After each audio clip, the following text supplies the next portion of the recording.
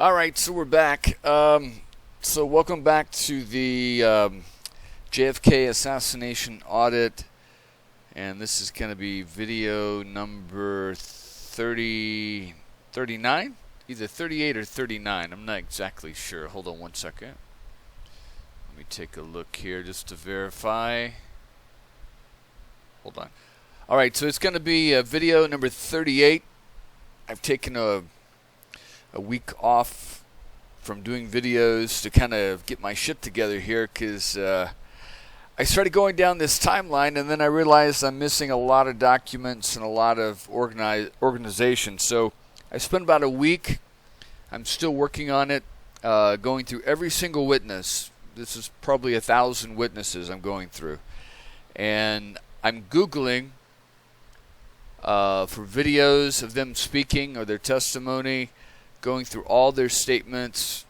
I'm skipping over news articles because there's plenty of news articles, which is all BS, but I'm looking for PDFs and government documents, sheriff reports and FBI reports, grand jury reports, and trial testimony. Any kind of legal document like that has their statements on it, okay? You know, what they saw. Basically, what'd you see? This is what you saw, and stuff like that. So I'm putting that in some kind of organization. I've done, like I said, there's probably at least 1,000 witnesses. I've probably done about 600 of them in the last week, and I'll just keep working on them. But it also, I've been trying to map where they were located in the plaza, so you can get I can kind of go in order as the, I wouldn't say parade, but the limousine is going. You can follow the witnesses and then go through their statements and, go through what they saw and what they heard.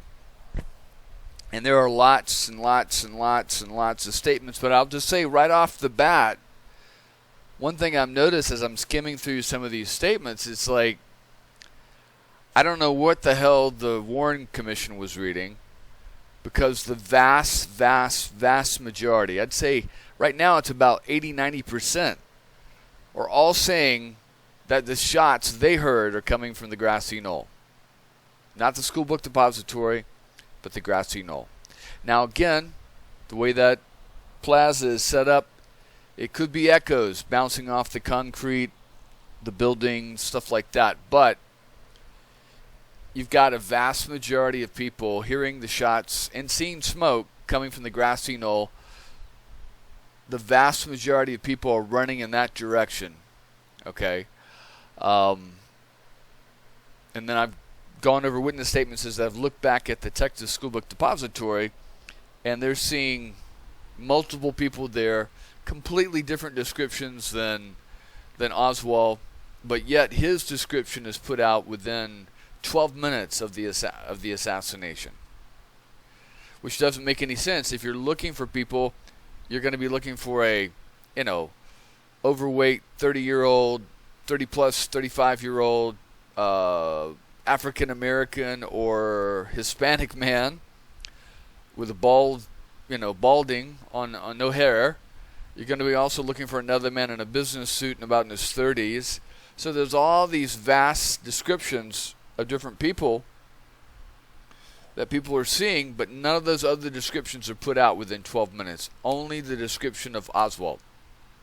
I also read a statement by Curry, who came up, and Mr. Truly specifically came up to Mr. Curry while they were searching the 6th floor for the rifle, for some reason, and said, I've only got, and this is about 3 minutes after Curry gets there, about 1 o'clock, and he says, I've only got one guy missing, and that's Lee Oswald. And that's blatantly not true, because I've been reading through statements that some people don't even get back into the Texas School Book Depository before they're picked up. And there's photos of them being put in squad cars and taken down to the sheriff's office or the police department, and they're missing. They're down there for hours and completely missing. Okay? So for Truly, within 30 minutes to pinpoint Oswald and not pinpoint others is highly suspicious. Okay? So he's kind of pointing the the police in the direction of Oswald, and that's why Tippett stops Oswald, 30 minutes later after the description, because he fits the description supposedly, or someone that looks like Oswald walking, through Oak Cliff, and this person guns down the policeman, shooting him 3 times. Whether that was Oswald, I don't know. I personally, right now, I'm leaning that it's 50-50. That it was probably Oswald trying to escape, and he knew Tippett, and Tippett knew him, and he knew Tippett was involved in the assassination, and that's why he gunned down Tippett and shot him in the head, to keep him quiet about him, about knowing that he saw him. I mean, because not only does whoever this is that shoots Tippett like twice, and he falls down, and then when Tippett's there, because Tippett was reaching for his gun, he had his gun out of his belt, he goes over and shoots the guy in the head. That's like the coup de grace. That's to make sure that guy doesn't get up and say, yeah, it was Oswald, I saw him go that way, and it's very interesting. And then I also find it interesting that going through witness testimony of the Tippett shooting, that everyone seems to be the only witness there. Well, I just find that absolutely hilarious. That, they see the shooter sees them, eyeballs them. Now, how can you eyeball 6 fucking people? It's impossible. There's 6 witnesses, all within a block, and he sees all of them. He eyeballs all of them, like, oh, you better not talk, better not cry, all that kind of stuff. Just impossible. And but no one sees the other witnesses, especially Helen Markham. Oswald walks right into, almost knocks down Helen Markham trying to get away, but no one sees Helen Markham. Okay, but Helen Markham's a good witness because, the Warren Commission knows they have a problem because Oswald leaves at 1:01 or whatever from his boarding house, and then they try to say Tippett was shot at 1:08. 1:09, because what happens is by 1:22 the hearse has come and got Tippett, and they moved him to the hospital, and they declare him dead at 1:22. So if you put it at 1:15, which is when all the other witnesses say that's when the guy got shot, was at 1:15, it's impossible for them to pick up Tippett in 7 minutes and take him to the hospital and declare him dead. It's just impossible.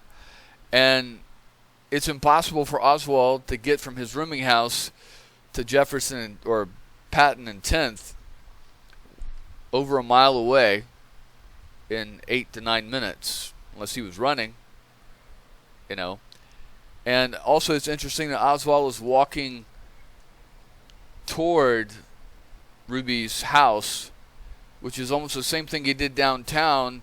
As soon as the shots rang out, he went out the back of the building, went up Elm, up to Ruby's club. When he found out Ruby's club was closed, he got on the bus and decided to go home, and he gets his pistol.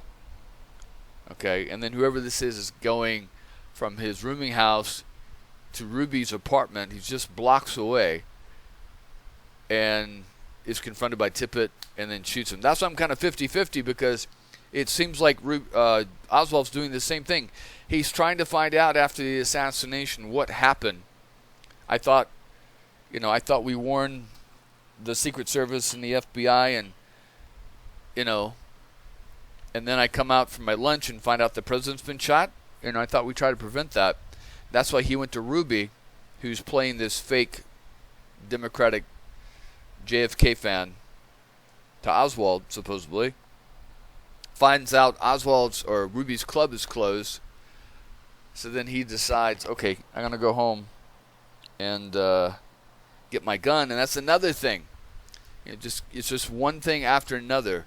If you're going to assassinate the president and you bring a rifle, okay, and you've got to go from that 6th floor down those cramped stairs and out the back to escape, and you leave that rifle up on the 6th floor, wouldn't you, if you had thought of all this stuff to put together a paper bag to hide the weapon and break it down and all these different things, wouldn't you have brought your revolver to shoot your way out? Because you know, as soon as you start shooting, you can see from the 6th floor out the window, if you're shooting, you can see policemen starting to come towards the building. So if you're going to go down to from the 6th to the 1st floor, you're going to be shooting your way out. And it's going to be hard to shoot your way out with policemen if you've got a bolt action rifle. And then you left the rifle on the 6th floor anyway. So it's easier to have that revolver, just like you did. You went home and grabbed that revolver and then used it to kill Tippett. Wouldn't it make sense if you just killed the president that you would have brought that revolver with you? Then you wouldn't have to go home. You could go hide someplace else. And also, you know, his landlord says that while he's in his room, she hears a beep beep from a horn and looks out the window, and there's a police car there. And I believe she says the number ends in like 10, and that was Tippett's car right there. So Tippett, they're tracking Oswald. Okay, they realize Oswald has left. It's 1 o'clock now. They're searching the building. Oswald's gone. They told Chief Curry, hey, the guy that we were going to pin this on, he's out of the building. That's why he told Chief Curry, okay, he came up there as soon as he found out, and as soon as Curry got there, he told him.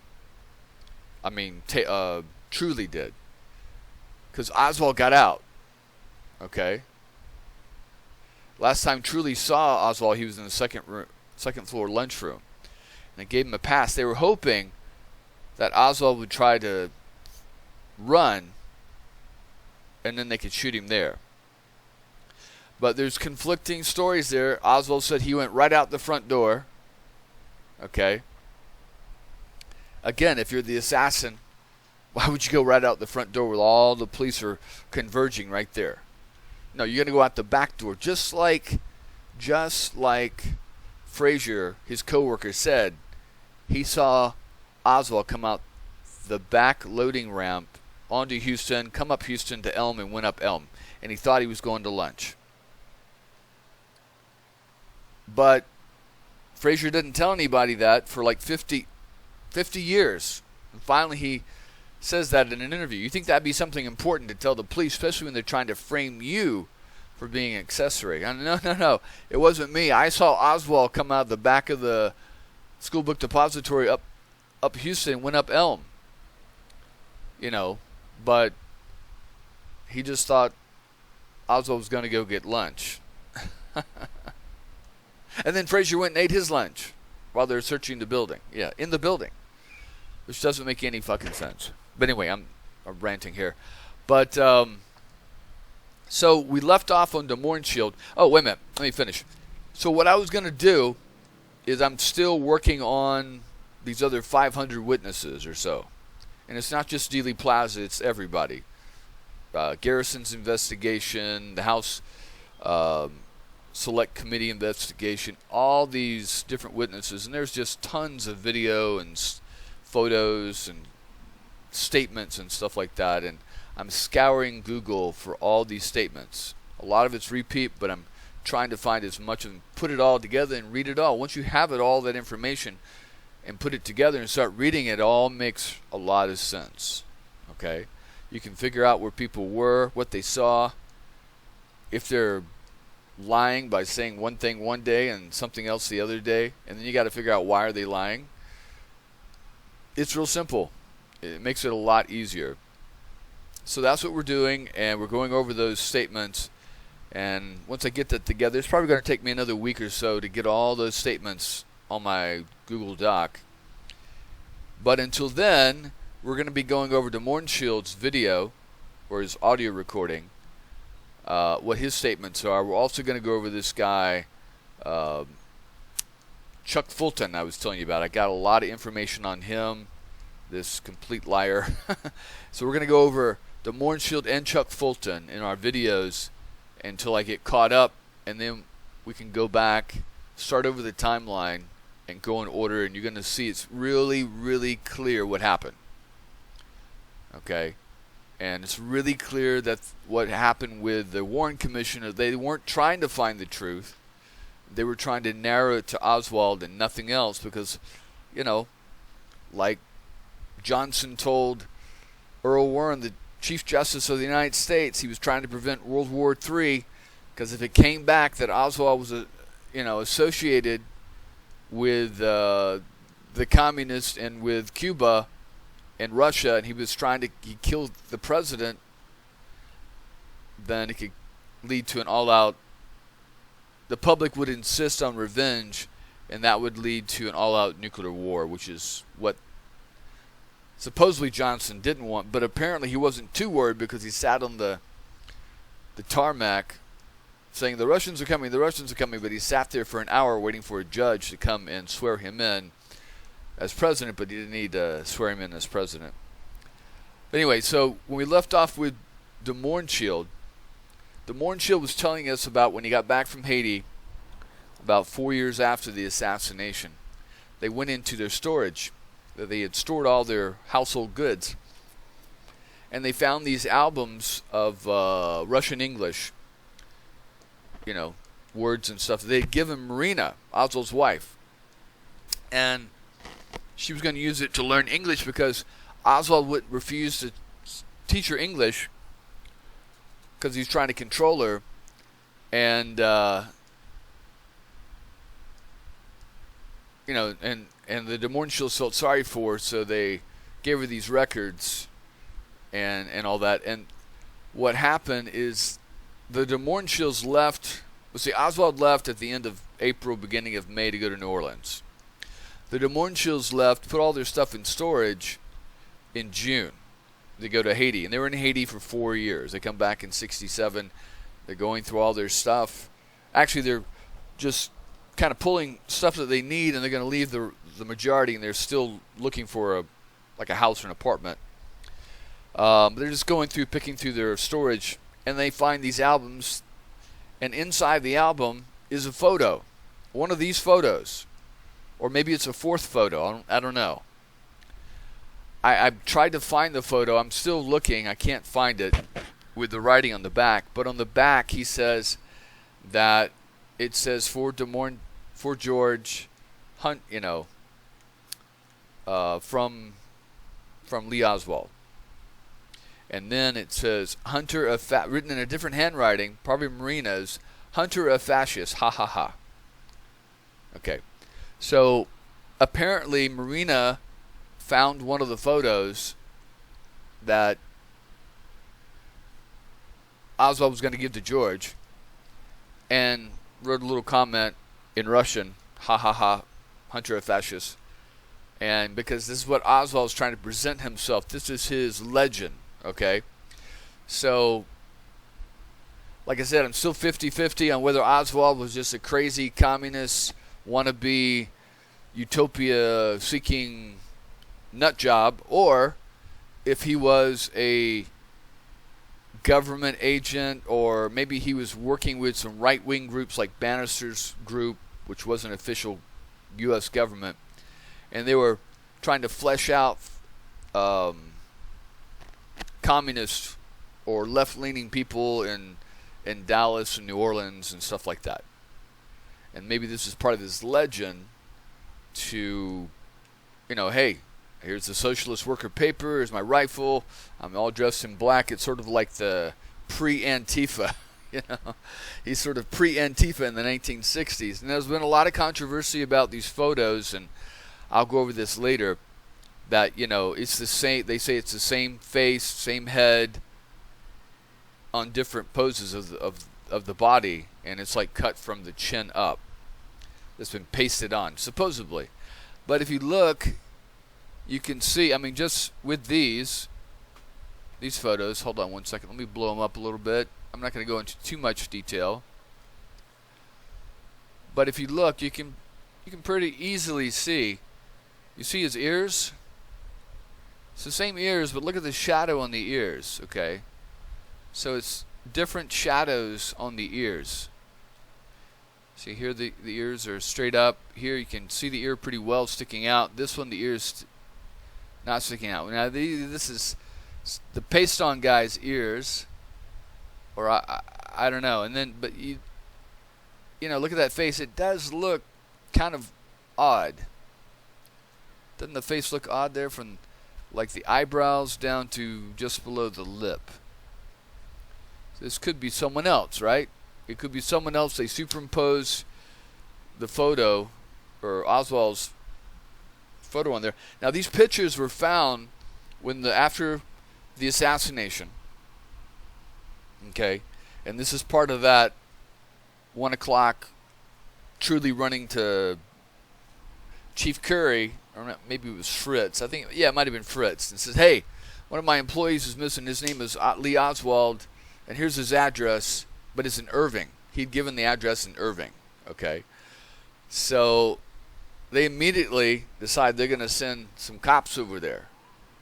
But for some reason, they don't show up until almost dark, which I don't understand. Because he says, get some people over there. We're going to, go check it out immediately. But again, they ignore all the other people saying, hey, there was a black guy, there was an Hispanic guy, there was an old man, and a 40-year-old man in a suit. They ignore all those descriptions and they stick to this one guy, and also all the other employees, that weren't there, that weren't allowed back in the building. They didn't have an accounting for, but somehow they focused on Oswald. But so the police, they go to Irving. They tell Mrs. Payne, what's going on. They find out about Oswald's wife. She's Russian. Mrs. Payne translates. They say, hey, does Oswald own a rifle? And she says yes, and it's in the garage and wrapped in a blanket. And they go in, they lift the blanket, and it's limp, and there's no rifle there. Which also begs you to ask the question. See, this is the problem I have with the Warren Commission. At every point where a normal person with common sense would ask the question, and it's always a question of some kind. Well, if there's the blanket and the rifle, he wraps the rifle in the blanket, why wouldn't Oswald take the rifle to the school book depository in that same blanket instead of manufacturing this piece of paper that doesn't have his fingerprints on it? Okay? Because the blanket wouldn't have his fingerprints. Supposedly they were hoping that Oswald would have his fingerprints on the paper bag that he supposedly broke down the rifle and put in there, and that Frazier said was 2 feet, and then the rifle broken down is 3.5 feet. How that works. But so anyway, they found that, and then they said, can we search the house, Mrs. Payne? And she says, no. Do you have a warrant? And they said, no, but we can go get one. And then she said, well, okay, you can search the place. They searched the place, and I don't know if they found it then, but they did come back later with a better warrant to search everything. Because, if you got just verbal, it's just whatever's in sight, When you get a better warrant, you can search through drawers and, on top of the roof and the gutters. You can search everywhere. Okay. So that's what they did. They got a better search warrant. They came back. They looked everywhere, and they found these photos. Now, I always was of the impression they weren't developed, but apparently they were, because I read where policemen said they developed them, but apparently they were back in April, because Marina translated and said, yeah, they developed them, and then that's when they wrote, But apparently they took Marina, when they developed the photos back in, or she and Oswald developed them back in April, before before Oswald took off to New Orleans. They must have given, or he must have written out a message to de Mornschel, but he never gave it to him. Never gave him the photo, even though he wrote out a message.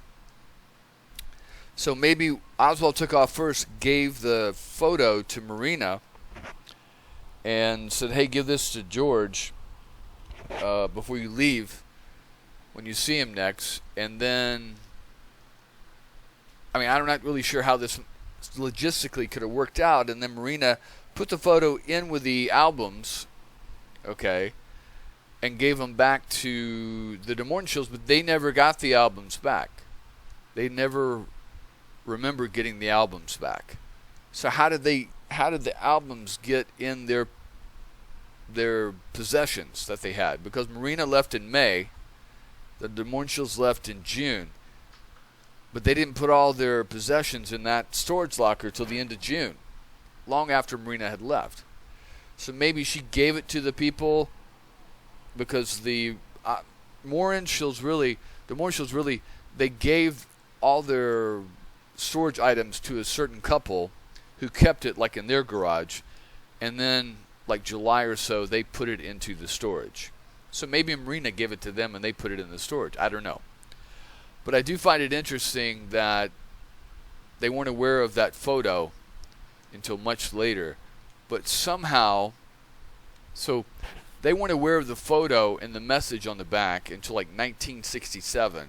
But somehow the police were aware of that photo and that message. Okay. And then I understand there's another photo, a fifth photo someplace. So I'm still looking, trying to clarify this, and it's very confusing, which there are a lot of things that are confusing about this. And also De Mornschil mentions that, the photo shows Oswald with a gun, with a revolver packed in his waist, or in his front shirt pocket, or front belt. But here it clearly shows Oswald has the revolver in a holster. So maybe De Mornschil is just missing something, or I'm not sure. But anyway, so the reason why Oswald would have taken this photo is to build his legend. But it's odd that he has Marina take the photo to build his legend, okay, but then never publishes it, okay. He runs away, actually. After this photo, he goes and supposedly tries to shoot Walker and misses. And so I guess maybe if he had died, maybe these were the photos he was going to leave if he was arrested or got killed or something like that. But anyway, that's the deal with that. But I just find it interesting that the De Mornschills have another photo that somehow ended up in their possessions that they don't remember getting from Marina, and Marina had really no access to their personal items. So I do find that interesting. Also, you find it interesting that Oswald, he's supposed to be this socialist, okay? I'm this communist socialist, but here he is wearing his Marine ring right there, which says to me that, yeah, this is my legend. This is the role I'm playing for, if I'm a government agent, for the government, for my country. But deep down inside, I'm still a soldier. I'm playing a role to defeat communism by acting as a fascist. You see, this is what he's doing. He's trying to. He's like some FBI agent that's posing as a drug dealer or a gangster. He's going undercover. He's building his legend, and then he's using that to out people. Okay, so if he's working for the FBI or if he's working for whoever, Bannister, they're building the legend that he's a communist. Later on, he goes on the radio and TV that I'm a communist and has this debate, gets in a street fight with these anti-communist Cubans, and that builds his legend even more. Okay, and then he starts this, Free Pay for Cuba committee in New Orleans chapter, but he's the only member. So to me, that says that there were other people out there on the left. And that's the way you got to understand the way it works in America with politics, is that you have people that are hardcore communists, you have people that are hardcore Nazis, okay? But you also have people that are kind of, vanilla Nazis and vanilla communists, okay? That they lean that way, they read Marx, they read Ginsburg, they hang out in the coffee shops, they may write stuff that's left-leaning or right-leaning or whatever, They may go nowadays. They go on the internet on the websites, but you never see them at the rallies. You'll never see them dress up like Nazis and march around and sing Heil Hitler or wave a communist flag or something like that. But they'll be in the background. They're called Manila or vanilla supporter, communists and, people on the right. And just like, Trump, he gave support and inspiration to the right wing because that's who his belief was. He wasn't going to go around and dress like Hitler with a swastika armband, but his beliefs were leaning that way more than to the left. And this is what Oswald is trying to find, is those people that are leaning that way. And then he's building his legend that, hey, you can trust me on the left, that this is me. Look what I even took a shot at that crazy right-wing General Walker. That was me. Yeah, that was me. I did that. That builds his legend. Okay? Whether that was set up between this right-wing group and Oswald and Walker, or, maybe he did it, maybe he was told to shoot at Walker when Walker didn't know about it and miss on purpose. Who knows? But that builds his legend. So when he does find these communist people, these left-leaning people in the Dallas area, which is like I said, it's like finding a Nazi in communist Moscow. It's like almost impossible. But anyway, that's why he's infiltrating with Des Moines Shield, and he's infiltrating these white Russians because he's trying to find people they can report back to that are left-leaning. And this is why he's this is why he's talking like this. That's my contention. I'm not saying it's absolutely 100% that's the way it is, because it's very, very gray and vanilla here. Vanilla. There's no, it's absolutely this, it's absolutely that. It's it's made that way on purpose, okay? So people later on can't figure it out. Because if you've got people on the left and people on the right, they're going to do background checks. They're going to vet people and find out if they're the real deal, okay? And so they're going to look, they're going to go back. Oh, yeah, Oswald had that picture. He said he took a shot at General Walker. He's on the Fair Play for Cuba committee. He must be okay. Yeah, we can trust him. And see, there's another thing, too. Like I said, you got his wife. She's from Russia. She's only, 19, 20 years old. And like I said, they had that Marina project going on in Russia, the KGB. They had these girls named Marina, going out to these trade hall dances and meeting with foreigners, foreign students, tourists, defectors like Oswald, starting up relationships with them. And then, the pillow talk, they're going to find out if they're the real deal, if it's all an act, or is Oswald really a defector? Now, the Russians and the KGB from his KGB file never trusted him. They never believed him. They also thought he was a nut. But, you can play a nut. I've done that. I played that role. I found out that when you act crazy, people don't fuck with you. You may be as sane as can be, but if you act crazy, you get the wild eye going, people are going to be scared of you. They're not going to fuck with you, okay? So it could have all been an act. Maybe Oswald was faking them out, okay? And then, but my point on this, the last thing here, is that Marina was obviously being used by the KGB. They sent her there. She found out about Oswald in the hospital. She knew where to go. How did she find that out when he was in the hospital after the dance? The KGB told her. None of these other girls showed up, okay? So Marina was sent to find out information about Oswald and report back. And it wasn't that Marina was a trained KGB agent that went to KGB Academy. They just pulled her off the street. Maybe she was she was even a prostitute at the time. Maybe not. But it would be something like this. Things would go much better for your family if you cooperate and help us to vet the enemies of our country. Like this Oswald could be an enemy agent. We want you to go out and find this, go out to these parties, meet him, start a relationship with him, pillow talk at night. We want to find out if this guy's legit. And then if he's legit, maybe we'll recruit him, maybe not.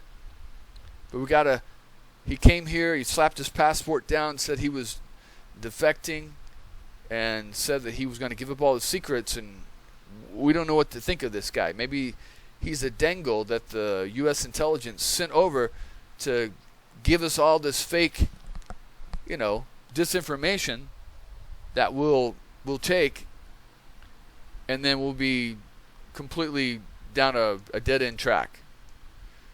So they used Marina, and she got out of the Soviet Union really quick and was able to come to the U.S. really quick. Almost impossible, almost unheard of.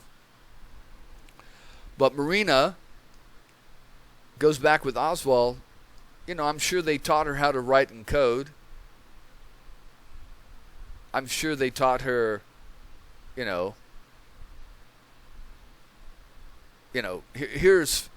Aunt Margie, KGB. Write to Aunt Margie and tell us how the cows and the pigs and the chickens are doing. And the pigs would be like airplanes, and the chickens would be, tanks, and the pigs would be, something else, code word for something else. And she would just write, Aunt Margie, yeah, they got a lot of chickens over here. I saw one yesterday over in Irving, and I saw 2 cows yesterday over in Garland.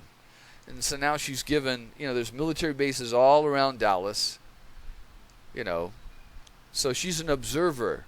She would be reporting back from inside the U.S. because they don't have that many agents inside the U.S., okay?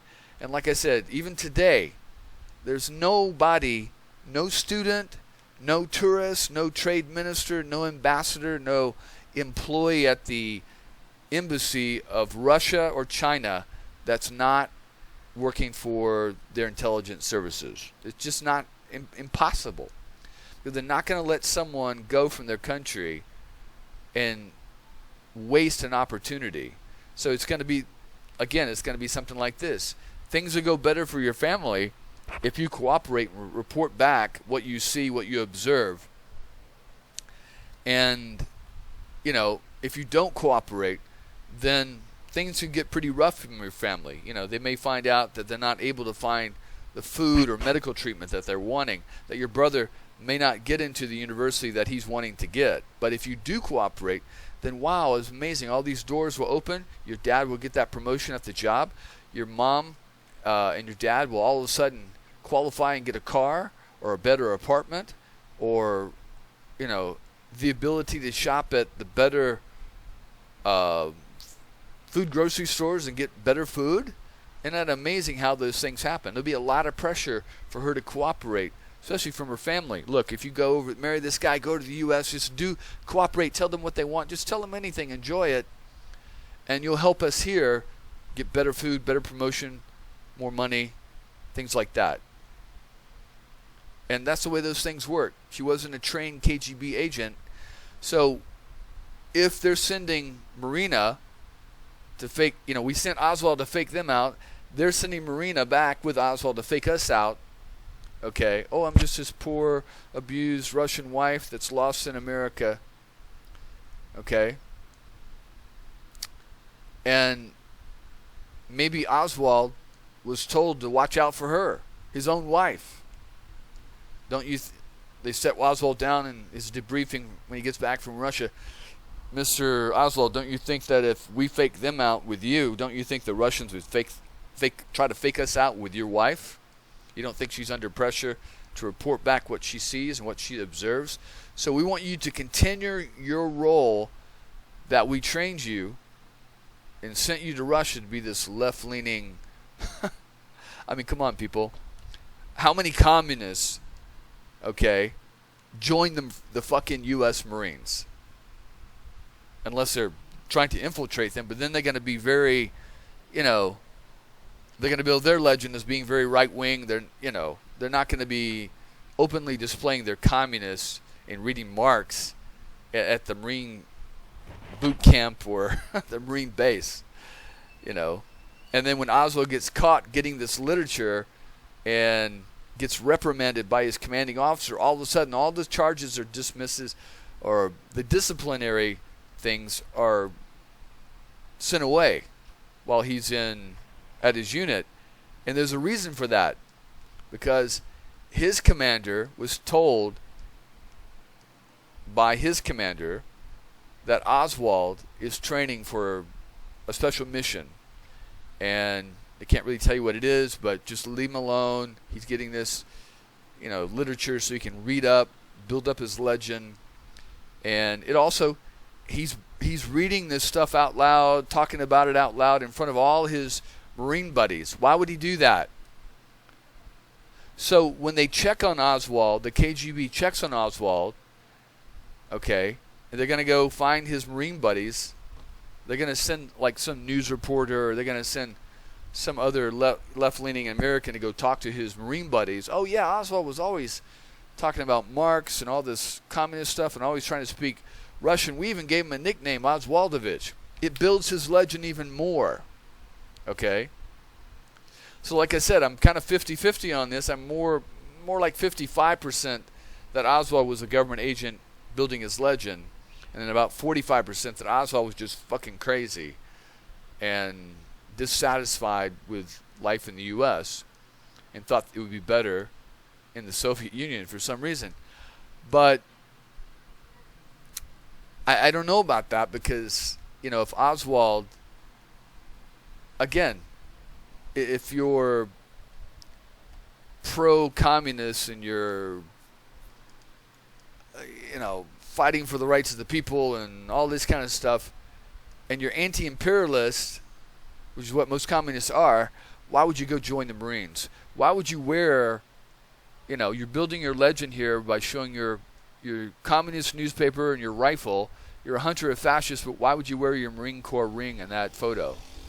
He's wearing this Marine Corps ring. To me, that says, yeah, I'm a soldier. Just like when he gets arrested in New Orleans and he's sitting there at attention. Believe me, I know what a military attention is. I had to stand in a position like that many hours. Okay? He wasn't at parade rest, he was at attention.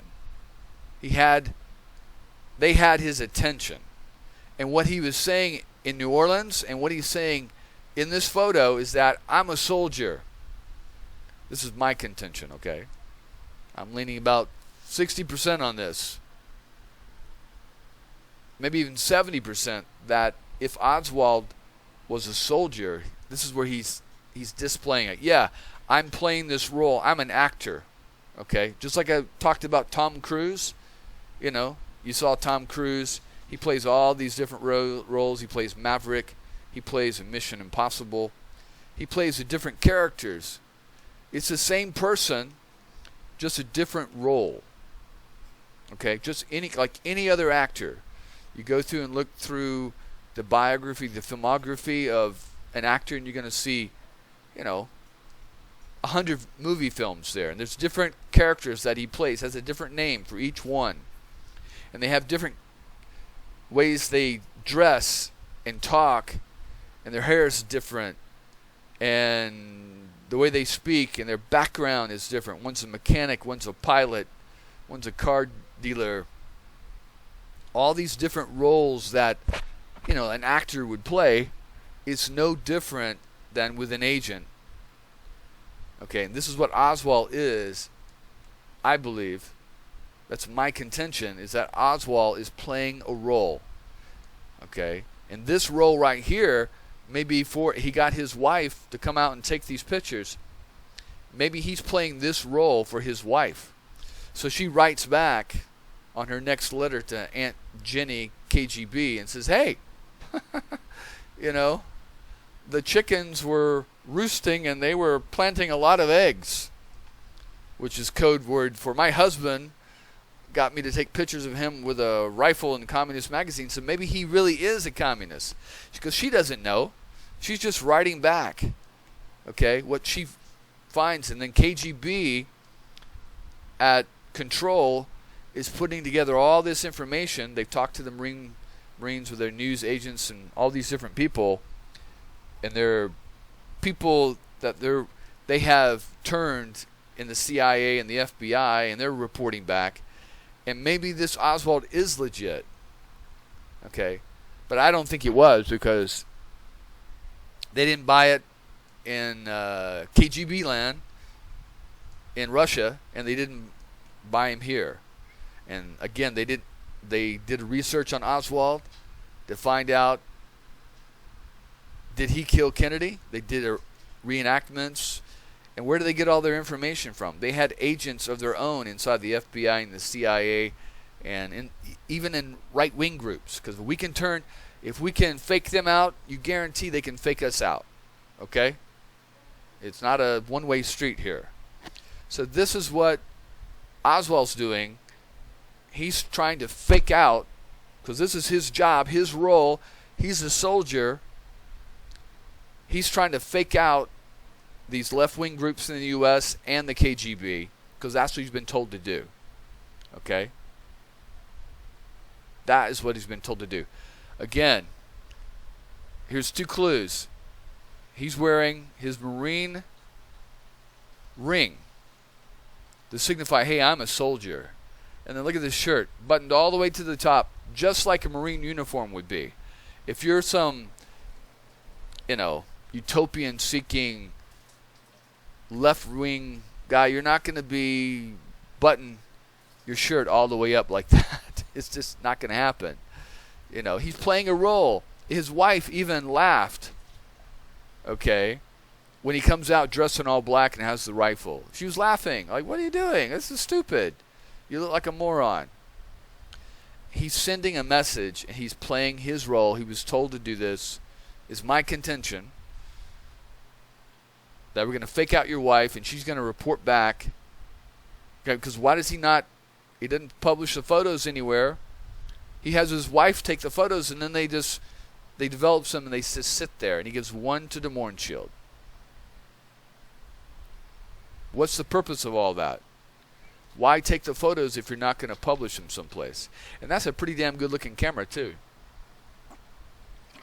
Another indication, I just remember this, that Oswald was an agent working for somebody, is that when he was arrested, he had over $3,000 worth of camera equipment in Mrs. Payne's garage and at his apartment. He had light meters. He had telescopic sights.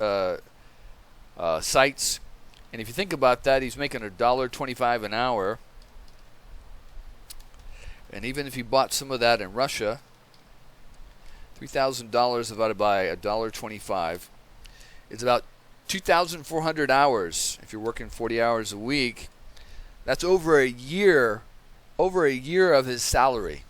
He was only, employed for maybe a year and a half, if that. So where does he get the money to buy $3,000 worth of camera equipment? Well, he was given that equipment. Okay? He had to have been. Either by the Russians or by us. The FBI, CIA, Office of Naval Intelligence, Justice Department, whoever the hell he was working for. Okay? And again, this is why it's confusing. You can't nail it down solid. Because when you build a legend, you make sure they're dead ends. So no one can come back and find you. Okay? I'll give an example. There was a spy by the name of Eli Cohen. Okay? I believe he was from Lebanon. His family origins from Lebanon or something like that. And yeah, it was Lebanon. So Eli Cohen, the family comes to Israel, back when the country was started in 1948. He grows up, goes to high school, goes in the army, and then the Mossad, you don't just say, "Hell, I want to join the Mossad." The Mossad comes and finds you. And it's if you have the right skills and the right talents that they're looking for. And they're looking for people for certain missions. And so they're not going to send some white blonde-haired guy on a mission to some Arab country, and especially if he doesn't speak Arabic. So his family was from Lebanon, so he spoke Arabic in the home. And he had Lebanese features also. So what they did is they built him a legend, and it took a year or so. So they sent him to Argentina. He gets to Argentina, says, I'm from Lebanon, my family, and there's a lot of Lebanese in Argentina. He starts to hook up with the Lebanese community there for about a year or so. Yeah, I'm a businessman and the carpets and stuff like that. And he builds his legend in Argentina, makes a lot of friends, waves around a lot of cash. Believe me, if you wave around on enough cash, you'll get a lot of friends. Okay, and that's what he does. I'm this rich businessman from Lebanon, and he built his legend in Argentina. And then, after in Argentina a year or so, amongst the Lebanese community there, he comes back and goes to Syria. And he spends 3 or 4 years in Syria, okay, among the upper echelons of the Syrian elite, the military, the intelligence community, the president, the prime minister, and then this new Ba'ath Party, which is like a bunch of Nazis. Anyway, so they vetted him, though. They said, well, where are you from? Oh, I'm from Argentina, Lebanese from Argentina. And they called back, and they found people that knew him. And, you know, like I said, if you spread a lot of money around, people are going to, yeah, the guy was great. He parties every night and clubs and girls and all kinds of stuff. And, yeah, I can vet for him. He's a good guy. Yeah, you can trust him. Yeah. So he built his legend, so he was accepted. And then once you get accepted in the lower parts of the upper echelon of the elites of any country, but this is just happened to be Syria, you're in. You're in the door.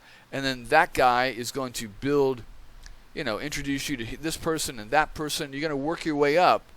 So eventually he knew everybody, all the generals, all the intelligence people, the prime minister, everybody. Eventually there was a coup, and this new Ba'ath Party came in with the military, and they took over, and they wiped out the people that he had first, that were connected to the royalty, the king or whatever.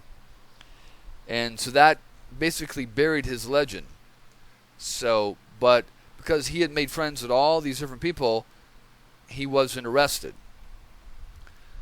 And then he worked his way up. They showed him around. They showed him all the military plans. They showed him all the military installations in the Golan and in Syria. And he's in Syria like 4 or 5 years. Okay. Meanwhile, the whole time, back then they used a little, it's not a radio, but it's like a little, what do they call it, telegram or something, where you tap, tap, tap, tap, tap, tap, tap, tap, dot, dash, and all that kind of stuff, to send messages. The only problem was he was lonely. He missed his wife. He would see his wife maybe once a year. He'd fly to Switzerland or Germany, and then he'd fly back to Israel, see his wife, and then he'd go do the thing reverse back to Syria. And so he missed what was going on in Israel, so he would spend too much time tip-topping and coding out. And he did it all around the same time every night. It's called bad tradecraft. You want to not do that every night. You want to do it every other third day or whatever. And vary the hours in the morning, the evening, the afternoon. Because, like I said, he's faking them out, but the Syrians are also looking for people. And they're not stupid. They know that, especially when a couple of bad things happen to them, there's got to be somebody, there's got to be a mole somewhere that's reporting back. So when they get airplanes shot down and plans go awry and soldiers get killed, it's called counterintelligence. And the Russians are really good at it. They're big allies of the Syrians. And so they sent down a counterintelligence scanning group that would drive around in a truck in Damascus and listen for signals that weren't supposed to be there. So they had a list of all the radio traffic that was legit and who was broadcasting. And matter of fact, they even shut down for a whole 3 days. They shut down all military traffic and they just listened. And stupid Eli Cohen would get on there and be tapping away. Okay? So they'd hear him, and they knew that no one else was supposed to be tapping away or broadcasting. So they knew they had a problem. The Russians are really smart at that. Now they just got to narrow it down. So same thing with your cell phone signal. It's all electronic triangulation. They can do the same thing with tapping out over the air, because when you're tapping out over the airwaves, you're broadcasting a signal. It's electronic. It's manipulating the airwaves, and it's coming from one place. And that, you take a stone and throw it in a lake. Okay. And then the ripples go out in circles from there. Okay. Hold on one second. So like that stone with the ripples going out, you can tell the distance. You know how the waves get larger and not as precise, and eventually they dissipate. And so that tells you the strength. And it's the same thing with a radio wave or telegraph wave. So that you get 3 trucks and you start triangulating. Just like they do with cell phones, they can triangulate by 3 towers. They do the same thing with his radio signals. And they go out there and they sit all day and they wait. When they hear the signals, they start moving around. Okay? And just like anything else, if the further you get away from a signal, the weaker it gets. The closer you get, the stronger it gets. And eventually okay, we're going to drive south. Oh, the signal's getting weaker. Okay, we're going to drive north. The signal's getting stronger. And do the same thing with the triangulation of the trucks. That's exactly what they did. And they caught Eli Cohen right there tapping in. Busted through his door and caught him. Eventually, they try him in kangaroo court and they hang him in the square. Because they know he's a spy. But he had built this legend that was so good that he had infiltrated the upper echelons of the military and intelligence community in Syria, and nobody knew it for years. And many, many people in the Syrian intelligence and military went to jail and to prison and got killed also and executed for being friends and associated with Eli Cohen. And they went back down the line and they killed everybody that had been associated with him, just to be sure. They didn't know who was who, okay? And so this is what Oswald's doing. He's building a legend. I mean, that's my contention. Or, like I said, 50-60% he's building a legend. He's working for the government. And then there's that 40% that he's just a crazy nut that eventually got used by the right wing because they knew he was out there. So, but I'm leaning this way, and this is where he's building his legend, because why would he have his wife take these photos and then never publish them and never put them out and never distribute them? Because he's faking his wife out so she can tell right back home to Aunt KGB and say, in code, and say her husband, hey, he must be legit. And so then they'll send people to him, hey, we've gotten word that you're on our side. Come on in. We'll let you in. But nobody does, because nobody buys it. Because if you're a smart KGB agent, you're going to see Oswald still wearing his fucking Marine ring. He never takes that off. He even tries to commit suicide, supposedly, with his Marine ring on. Oswald is still a soldier, working for the government, working for somebody, Bannister or the FBI or the CIA, somebody he's working for, trying to infiltrate, build his legend, infiltrate, and then he'll act like he's still, on the left and report back, and then they'll come in and arrest those guys. Okay? It's not by coincidence that they arrested Arcia in the Texas School Book Depository, and he eventually loses his job because he was a unionist. And, you know, when you're Hoover's FBI, any unionist has got to be a fucking communist. Anyway, I've spent a lot of time on this now, but I wanted to go over these photos before I go into what the morning show was saying, because, again, how do those photos end up in Des Moines Shill's possession or his storage when Oswald left before Des Moines Shill put his stuff in storage? Pretty crazy.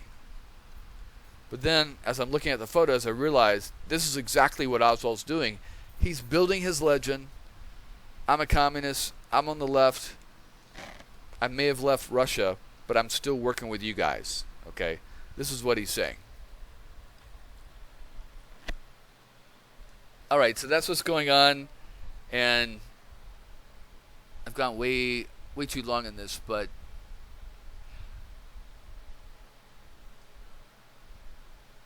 alright, hold on a second. Alright, so we'll pick it up right here so you can hear it again, okay? Southwest Warehouse in Dallas. The day of moving, we went out to the warehouse with a friend, and before our furniture was loaded, we looked through the accumulation of our possessions with an idea to keep some unnecessary things in the warehouse, discard useless object, and take with us only what was really needed.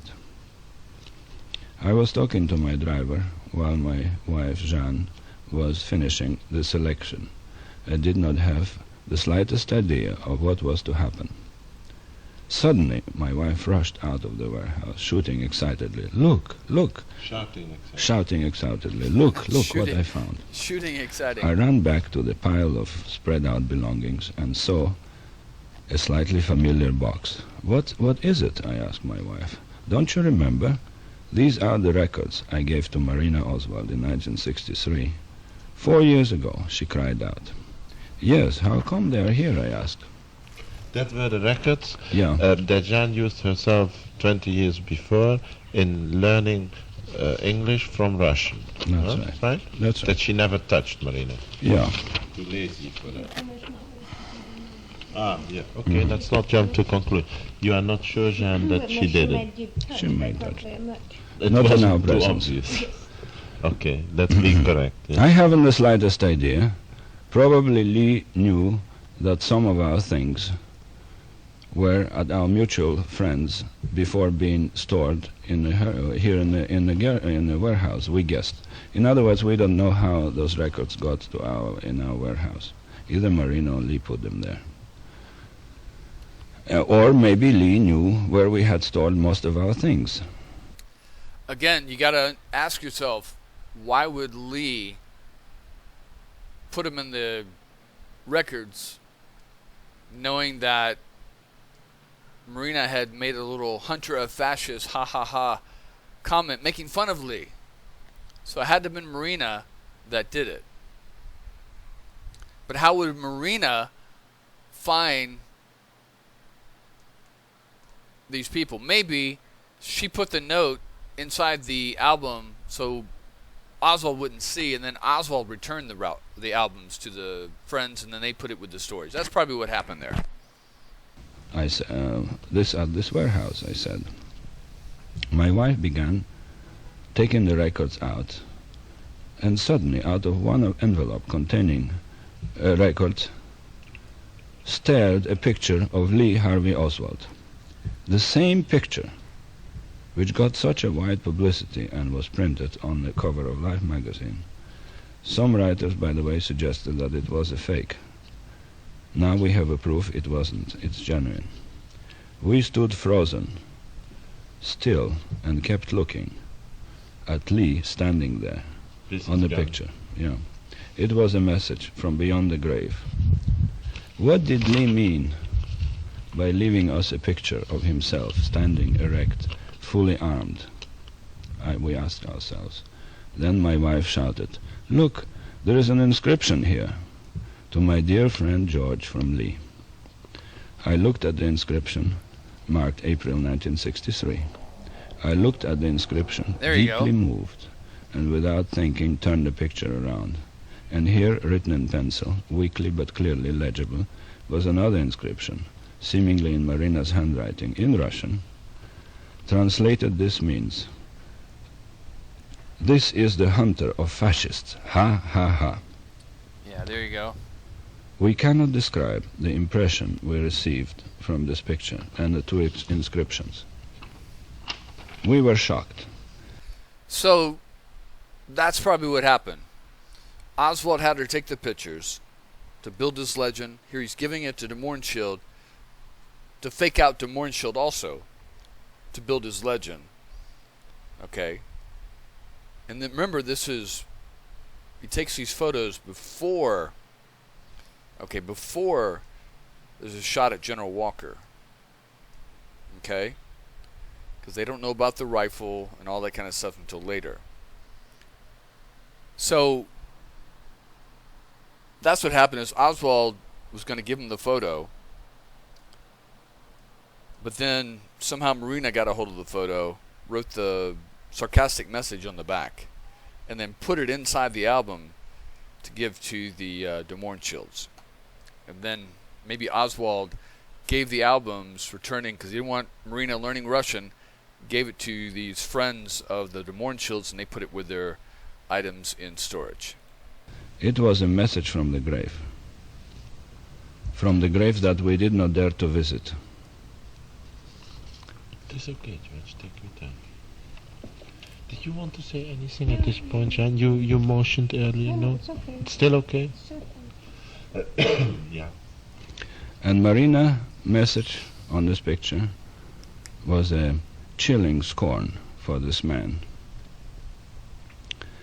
If he were a hunter of fascists, and not somehow squared with his inclinations and ideology, why was his wife making fun of him? Why, we ask ourselves. This question remains with us to this day. See? We showed this picture to a few close friends, and to some it meant that Lee was a maniac, killer, a proof of his aggression, of his guilt. To the others, on the other hand, just the opposite, that he was a man of anti-fascist inclinations. See? That a man of such anti-fascist inclinations could not have been the assassin of the president, who was as far removed from being a fascist as any liberal leader in the United States. See? He just said it all right there. So, if Oswald's building his legend, he's anti-fascist, he's willing to make this photo, and willing to take a shot at General Walker, like he just said, why would he kill the most liberal, opposite of anti-fascist, or opposite of fascist president we've ever had, John F. Kennedy, who was hated by the right wing and the fascists in the U.S., and also fired General Walker and put him in a mental hospital? It just begs the point. It defies logic. You're going to shoot at this guy on the right, who's a right-wing fascist, who gets fired by Kennedy, the most liberal president, that a lot of the right people on the right think that are saying that Kennedy's even a communist and selling out the country. And then you're going to turn around, you're going to dress up as an anti-fascist, okay? And then you're going to turn around and shoot the most anti-fascist president, liberal president ever. It defies logic, doesn't make any sense. What it says to me is that the right wing, okay, is giving a big fuck you to Kennedy by not only killing Kennedy, but also by framing someone as a communist and anti-fascist. To me, that just screams even more that there was a conspiracy. Because, again, it doesn't make any sense that an anti-fascist communist would kill the most liberal president to end up with a very conservative president like Johnson? Doesn't make any sense. Anyway, keep going. We did not show this picture to any authorities. To them, Oswald's case was closed anyway, and we did not want any further involvements. Nor to Garrison or anybody. No. Anyway, you have had no contact actually. Yeah. Well, So this is why I can't find this fucking picture with the inscription. I know it's out there. I've seen it before. I think he even showed it to Garrison. And maybe Garrison took a photo, but I've seen this photo. I've seen the back somewhere, but I can't find it on Google right now. we discuss it later. That's right. But I wrote a letter to Life magazine saying that I had a strange message from Lee Harvey Oswald, and would they be interested in it? I also asked to keep this matter confidential. And I wrote a little article about the picture, how it came into our possession. Soon I had a call from New York, and the following day a reporter assigned to the assassination case, assassination in quotation mark, assassination case, arrived in our house. An alert man familiar with the involvement of this unbelievably complex case, having worked on it now from November 2263, he was amazed by this message. But, like myself, he could not figure out what was the meaning of it. We shall use the picture in your article if and when we know something definite about Oswald's involvement or about his innocence. I asked him again to keep the matter confidential, and he promised to do so. But obviously the security was not complete, or maybe our telephone was tapped, which I found out was true at several occasions. Since we did not have anything to conceal except the existence of this picture, and this only for our own sentimental reasons, we laughed and made fun of the people or officials listening in. We used insulting language or made outrageous statements. Some peculiar reports must have been written by the people who had bugged our telephone. Now I want to say a few words explaining why we didn't contact Marina in regard to this picture. As clearly seen from this story, we, and my wife especially, tried very hard to help her with her health, with the baby, and to get her out of a tragic conflict with her husband. We did not get a word of thanks from her, but frankly we did not expect any, nor did we care.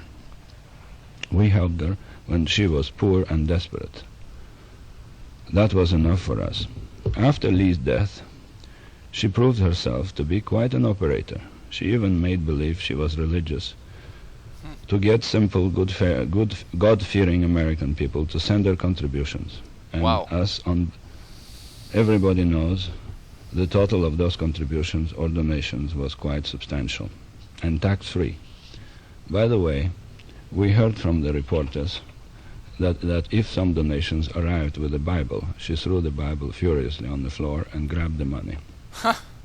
We certainly did not treat her too nicely in our testimonies, but we were utterly truthful, and she should have recognized it if she took the trouble of reading our depositions, but probably she felt offended at our truthful evaluation of herself. Anyway, she is settled now, had another baby by Lee and a new one by her present husband, and she does not need our help. Another reason why we did not contact Marina is the following. Her attitude towards Mrs. Ruth Paine is certainly indicative of the type of person she is. Ruth is a perfectly charming, charitable Quaker who, like ourselves, got involved in Oswald's affairs, actually much more than we did. Marina lived with her, took advantage of her innumerable charitable and friendly actions, hospitality, food, help to children and to herself, transportation to New Orleans and back, as well as many other good gestures. Yet Mrs. Paine had her own family and her husband to take care of, and her teaching profession. as the only reward Mrs. Payne probably received were conversations in Russian, and she did not ask for more. Lee, on the other hand, seldom accepted hospitality and certainly did not ask for any. All right. So just a few comments and we'll end. So think about it. When he mentioned earlier that they were able to separate Lee and Oswald from each other, but Oswald kept calling her, that tells you where the power's at in that relationship. And then eventually a week later they got back together. That tells you where the power's at in that relationship, that it was with Marina. Okay? She was the control. Okay? And if she's this agent reporting back, she would definitely want to be the control. And just like, you know, if she could get rid of Oswald, you know, say you've been bad, go live someplace else, then she has more control of her life and can see more things, do more things, and report back even better. So much the better. And then you see how her attitude was about Mrs. Payne. She didn't really care about Mrs. Payne. It just gave her the opportunity to get away from Oswald. And then when Oswald's dead, she gets the money. She's got even more control. So, again, you can't blame her. She's been sent over here forcibly by the KGB, supposedly. She's doing her mission, but, you know, in the process of doing her mission, reporting back to the KGB, she's also going to take advantage of the situation to better herself, better her situation. And which is what most normal people would do, I guess. And Oswald just happened to be the vehicle. Once Oswald was killed, you know, he got she could do whatever she want. And then you see that also where she cooperates and she buries Oswald with the government and the Warren Commission, and then later comes back and says, oh, he wasn't guilty and he didn't do it, and I believe he was set up and all this kind of stuff. Because that was when, you know, the opinion on the Warren Commission started to turn, so she's playing to the American public there again. Anyway, that's enough for now. We're going to stop and then continue. I didn't even get to to Charles Fulton, but I'm going to try to do that next time. We'll do like half and half, about 38 minutes each side, and then, all right, we'll take care. All right, bye-bye.